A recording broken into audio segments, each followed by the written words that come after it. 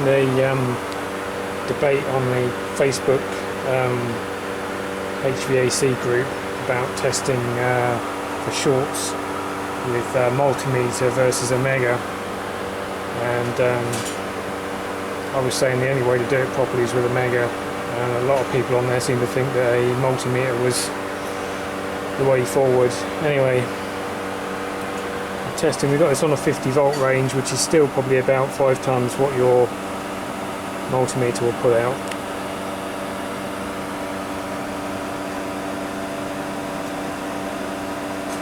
Show 5 gigaohms, so this compressor's fine according to that.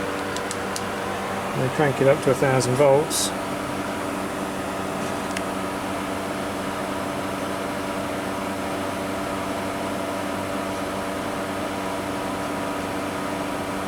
As you can see, that's quite a different reading. I can actually hear it arcing out somewhere. The lowest we had it was 0.8, so it's jumping around. If we try it on a different pin,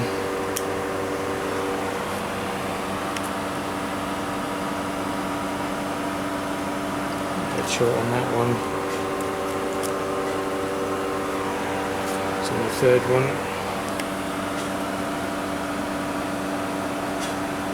Get short on there. So really you do need something that's going to put out a few volts if you're going to be testing for shorts.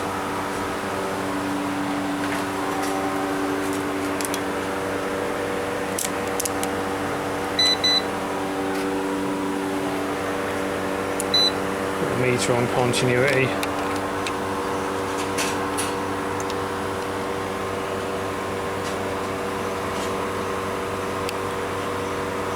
Find a good earth.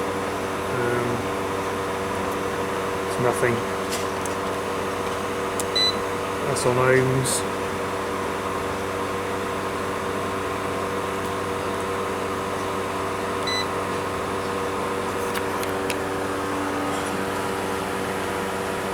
So that's showing overload. That's even on the ohms range.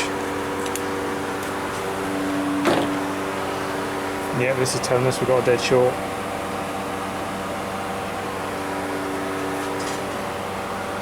Say a dead short, it's on I